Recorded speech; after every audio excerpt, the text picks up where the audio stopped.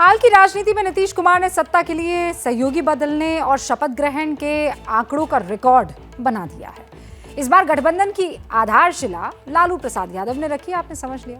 उनके साथ 60 मिनट की एक मुलाकात के बाद बिहार का राजनीतिक भविष्य तय हो गया।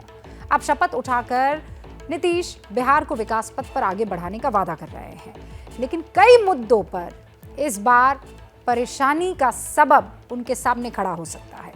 इस बार महागठबंधन पहले से भले ही मजबूत दिख रहा है, लेकिन नीतीश कुमार और तेजस्वी यादव के सामने चैलेंजेस बहुत सारे हैं। पहला चैलेंज तो यही है कि तेजस्वी 10 लाख नौकरियां देने का वादा पूरा कर चुके हैं, वो कैसे पूरी करेंगे। दूसरी चुनौती गठबंधन के सहयोगी पार्टियों को साधे रखने की है। तीसरा चैलेंज भ्रष्टाचार के आरोपों से घिरे तेजस्वी के साथ नीतीश का कदम ताल बनाए रखना है। चौथी चुनौती होगी सत्ता में ज्यादा अधिकार और हितों के टकराव से अपने आप को बचाकर रखना है। यानी नीतीश कुमार ने भले ही सत्ता और प्रतिष्ठा बचा ली हो, आगे की राह आसान नहीं होने वाली है। नीतीश और तेजस्वी की चुनौतियों का विश्लेषण अब इस अगली रिपोर्ट में आपके लिए।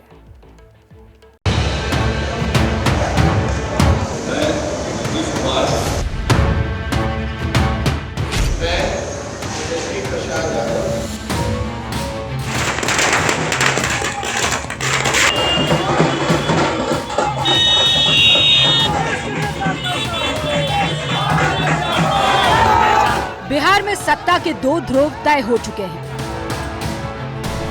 मुख्यमंत्री नीतीश कुमार ने जिन तेजस्वी यादव पर भ्रष्टाचार का आरोप लगाकर गठबंधन तोड़ा था, समय की चाल के हिसाब से अब वही उनके लिए सबसे मुफीद है।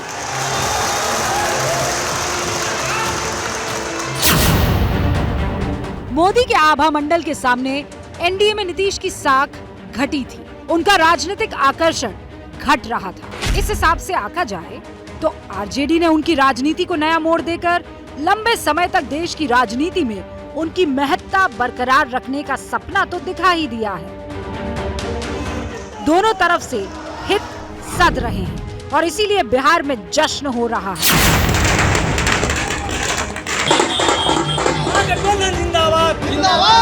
दोनों ओर हित सध रहे हैं तो महागठबंधन सरकार पहले से ज्यादा स्थिर दिख रही है, लेकिन पुराने वादे, हितों के टकराव अभी से सरकार की राह में चुनौती बनकर खड़े हैं।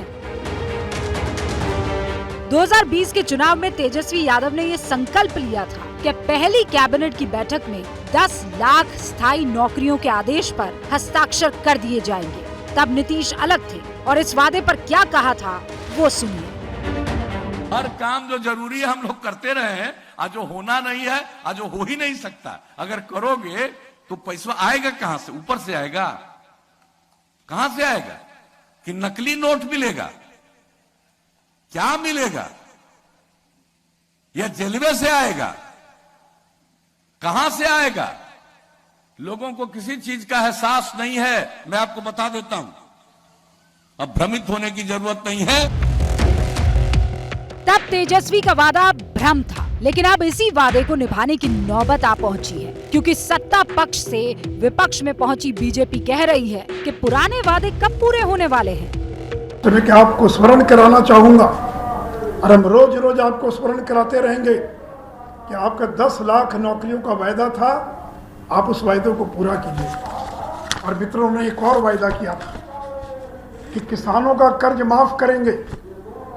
तो बिहार का किसान आपसे जानना चाहता है कि आप किसानों का कर्ज कितने दिनों में माफ करेंगे। दिखावे के मुख्यमंत्री रहेंगे नीतीश कुमार और असली मुख्यमंत्री होगा तेजस्वी प्रसाद यादव। 2020 में नीतीश कुमार ने कहा था कि पैसा कहां से आएगा। 2022 में तेजस्वी कह रहे हैं कि चिंता ना करिए, सबके रोजगार का बंदोबस्त हो जाएगा। बिहार की गरीबी को, दुख दर्द को हम लोग मिटाएंगे, एक नए मुकाम पे ले जाएंगे आदरणीय नीतीश कुमार जी के नेतृत्व में। तो सारा काम होगा, उसमें कोई चिंता की बात नहीं है। रोजगार की जहाँ तक बात है, नौकरी की जहाँ तक बात है, हम लोग मिल करके बिहार में रोजगार और नौकरी की व्यवस्था करवाएंगे। तेजस्वी पर पहली कैबिनेट बैठक में वादा पूरा करने का दबाव है, तो उधर साथियों का कहना है कि बिहार में कई लाख खाली पड़े पदों को ही भर दिया जाए तो वादा पूरा हो जाएगा। जॉब के लिए तेजस्वी यादव ने वादा किया था, जिसका मजाक तब नीतीश कुमार ने उड़ाया था। अब जब सरकार में तेजस्वी और नीतीश दोनों रहेंगे तो किस तरह पैसा कहां से आएगा? 10 लाख जो रोजगार कहां से देंगे? पैसे की कोई कमी नहीं। हमारे यहाँ बैकलॉग इतना है, बैकलॉग को ही भर दिया जाएगा तो 10 लाख से ज्यादा लोग को नौकरी हो जाएगी। जनता के किए वादे और उसके हित के बाद महागठबंधन सरकार के सामने सबसे बड़ी चुनौती होगी सहयोगियों के साथ हितों का टकराव रोकना, जिसके आसार अभी से दिखने भी लगे हैं। बिहार की सत्ता में ये 7 हिस्सेदार हैं। सबसे बड़ा दल आरजेडी, दूसरे नंबर पर जेडीयू और फिर कांग्रेस, सीपीआईएमएल, सीपीआईएम, सीपीआई और जितिन राम मांझी की पार्टी एचएएम। जितिन राम मांझी ने शपथ ग्रहण से ही सवाल उठाना शुरू कर दिए हैं। पार्टी को कितने मंत्री पद चाहिए? हमको अभी कुछ नहीं, हम तो बिना शर्त समर्थन दिया है। नहीं वो ठीक है, लेकिन फार्मूला ऐसा बने कि आपकी पार्टी को कितने विधायक के ये फार्मूला वो लोग जाने।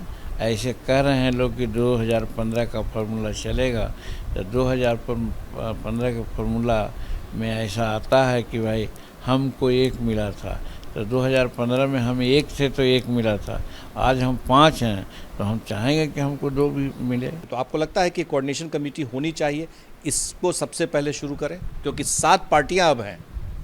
हम शुरू से इस बात के माने चाहने वाले में से हैं कि घर के परिवार हम लोग हैं, तो कोई भी डिसीजन आपस में बातचीत करके ही होना चाहिए। और अगर वैसा नहीं होता है तो जो मालिक होता है वो ज़्यादा बदनाम होता है। इसलिए मालिक बदनाम न हो, इसके लिए सभी लोगों से राय विचार करके काम करना चाहिए। वैसी परिस्थिति में कोऑर्डिनेशन तो होना चाहिए। महागठबंधन में 4 विधायकों वाली पार्टी की अगर महत्वाकांक्षा है तो फिर कांग्रेस भी संख्या बल के हिसाब से सरकार में हिस्सेदारी की इच्छा तो रखेगी ही ना।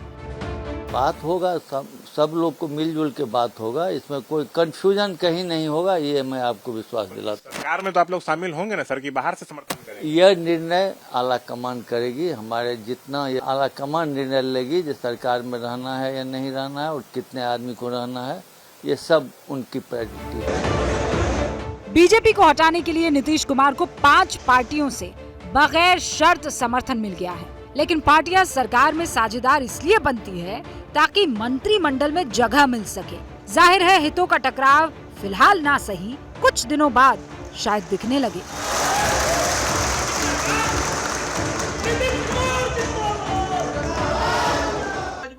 क्या मजबूरी है मेरी, बताइए।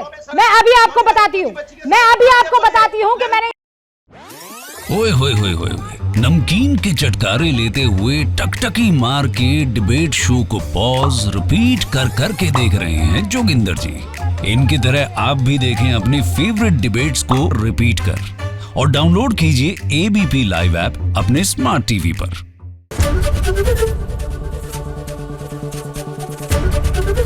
एबीपी न्यूज आपको रखे आगे।